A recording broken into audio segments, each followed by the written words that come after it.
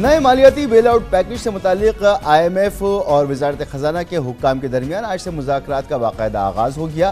نئے قرض پروگرام کا دورانیہ اور حجم کا فیصلہ I M F executive board کی مشاورت سے کیا جائے گا۔ تاہم اطلاعات ہیں کہ پاکستان 3 سے 4 سال پر محیط 6 سے 8 ارب ڈالرز کے پروگرام کا خواہاں ہے۔ مذاکرات کے دوران بجٹ، معاشی پالیسیوں اور اصلاحات پر بات چیت ہوگی۔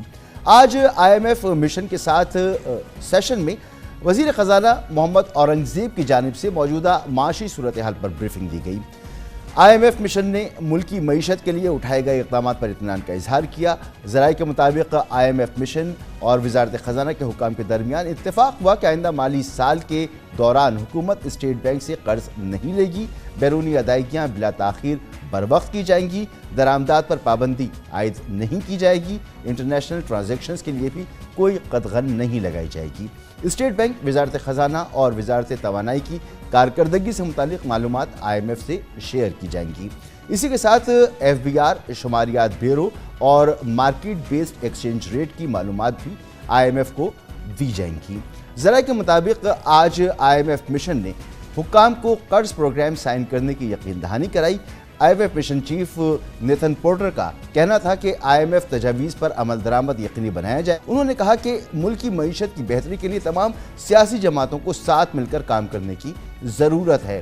معاشی استحکام بھی سیاسی استحکام کے ساتھ جڑا ہوا ہے۔ مشن چیف نے یقین دلایا کہ مذاکرات نتیجہ خیز ہوں گے اور آئی ایم ایف پاکستان کے ساتھ تعاون جاری رکھے گا۔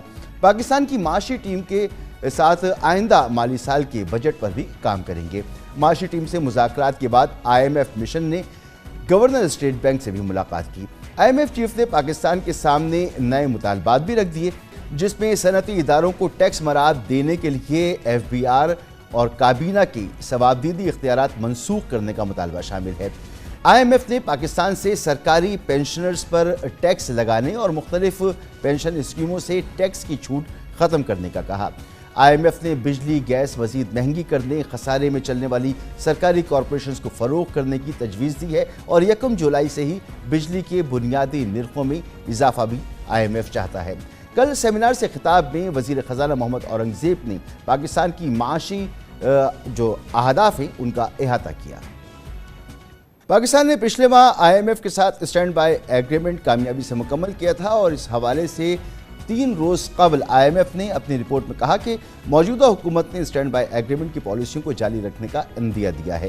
تاہم ملک میں سیاسی غیر یقینی اور سماجی خلفشار کی صورت میں پالیسیز پر یہ صورتحال اثر انداز ہو سکتی ہے اور رپورٹ کے مطابق آئی ایم ایف پروگرام نہ ہونے کی صورت میں اگلے 4 برس میں بیرونی ادائیگیوں کی قیمت میں پاکستان کو 10 ارب ڈالرز کے گیپ کا سامنا ہو سکتا ہے۔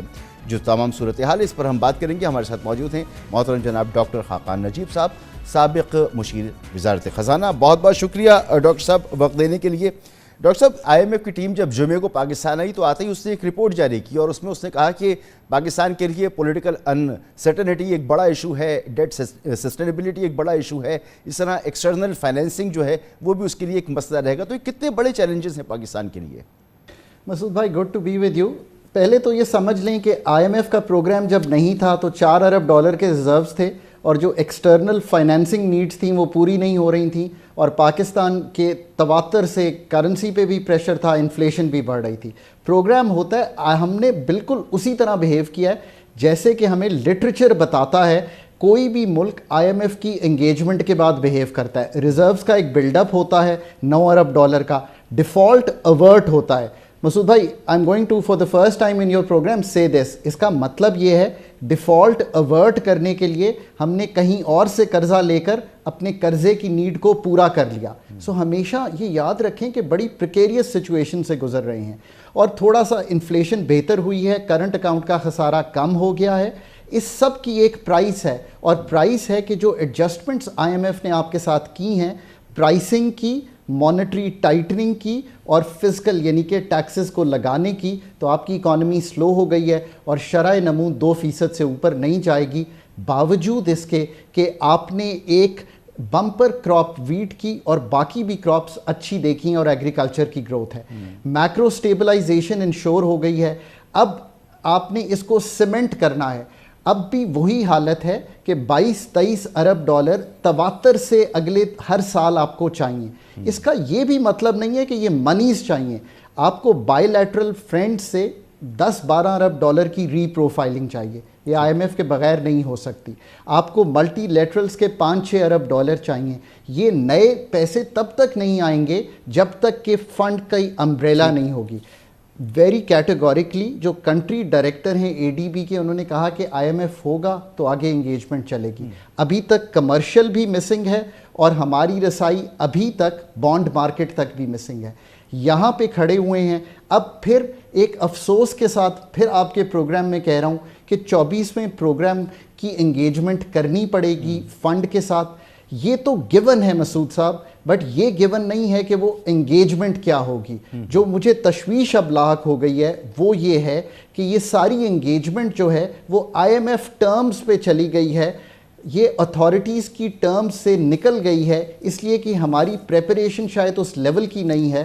کیونکہ آپ یہی دیکھیے نا, ٹیکس کی مد میں انہوں نے پاکستان کا ایک ٹیکس اسیسمنٹ 2021 میں ہی شروع کر دی تھی ٹڈاٹ کے نام سے.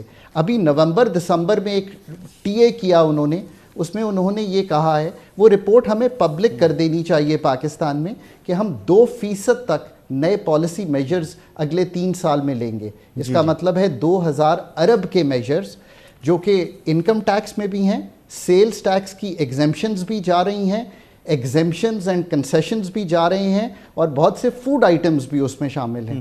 سو we have to be very careful what we negotiate. A good negotiation will form a program جو 3 سال چل بھی سکے. A negotiation جو اتنی ہم کہیں گے competitively نہیں کریں گے فنڈ کے ساتھ, اور اس کے ایسے اور موضوع چیزیں سامنے نہ رکھیں جو ہمیں وہ کرنے میں کوئی دشواری نہ ہو تو مشکل ہوگی. یہاں پہ ملک آ کھڑا ہوا ہے. یہ مشورہ تو آپ اس وقت دے رہے ہیں جب معاملہ شروع ہو چکا ہے, مذاکرات شروع ہو چکے ہیں, تو اب تو انہوں نے اپنی شرائط رکھ دی ہیں کہ وزارت خزانہ اور توانائی کی کارکردگی سے بھی آپ کو بتانا ہے, آپ کو بتانا ہے کہ درآمدات پر پابندی نہیں ہوگی, یا آپ کو بتانا ہے کہ آپ اسٹیٹ بینک سے قرضہ بھی نہیں لے سکیں گے. یہ تمام چیزیں تو اب سامنے آ گئی ہیں. اب معاملہ یہ ہے کہ جب بھی ہم کسی پروگرام میں جاتے ہیں تو وہی باتیں جو پہلے کی جا چکی ہوتی ہیں وہی دہرائی جاری ہوتی ہیں. جیسے مثال کے طور پر بجلی اور گیس کی قیمتوں میں آپ نے اضافہ کرنا ہے, اور انہوں نے ڈیٹ بھی دے دی نہیں کب سے آپ نے اضافہ کرنا ہے.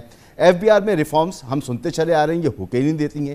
انرجی کے مسائل, سرکاری اداروں میں جو مسائل موجود ہیں, ہمارے ایس او ایز کے جو مسائل ہیں, جو خسارے میں ہمارے یہ ادارے جا رہے ہیں, ان کے معاملہ ہے. سرکولر ڈیٹ ہمارا کم ہونے کے بجائے بڑھتا ہوا ہمیں نظر آ رہا ہے. تو ہمیں جو کچھ کرنا تھا ہم تو اس میں اپ ٹو دا مارک نہیں ہیں. آپ اس میں یہ بھی ایڈ کر دیجئے کہ پاکستان اس سال ریکارڈ فزیکل کا مالیاتی خسارہ 7.5-8% کا دوبارہ کرے گا. نامنل ٹرمز میں 8,200-300 ارب روپے کا خسارہ, 29 ارب ڈالر کا خسارہ, اور یہی آپ کے ڈیٹ کو بڑھائے گا. تو اب بات یہ طے ہوئی کہ آئی ایم ایف آپ کو میکرو سٹیبلٹی دے سکتا ہے, پر جن سب چیزوں کا ذکر آپ نے کیا کہ انرجی کانسٹلیشن پبلک سیکٹر سے نکل کر پرائیویٹ ایفیشنسی میں, اور پاکستان کی ڈی ریگولیشن جو پاکستان کی گروتھ کو بڑھا سکے, وہ کیسے ہوگی, اس کا تعین آئی ایم ایف نہیں کر سکتا.